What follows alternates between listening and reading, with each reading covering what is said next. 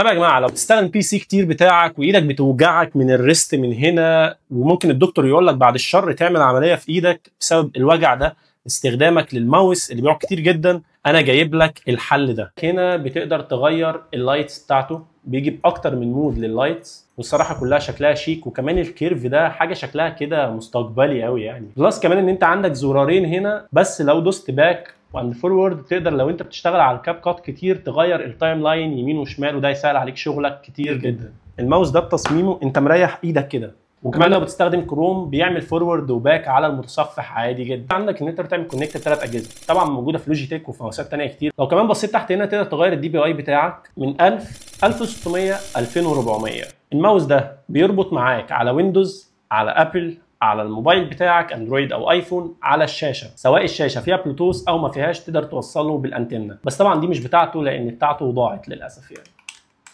طيب الماوس ده بيجي ببطاريه 500 امبير، والصراحه هي الرقم ده كويس جدا عليه يعني. انت استعمالك بسيط ممكن يقعد شهر معاك عادي جدا، بس لو انت استعمالك بسيط. الماوس كان سعره 2000 ونص 3 تقريبا، وبعد كده للاسف الحاجه اللي كانت رخمه شويه ان الماوس ده عشان يجي من امازون دوت كوم لمصر كان فيه 1600 جنيه شحن وجمارك. واكتب لي في تعليقات تحت تم، وهبعت لك الماوس ده او الماوس الكوبي وتشوف انت عايز منهم ايه، وتابعني عشان كل جديد. بس كده، صلى على النبي، سلام.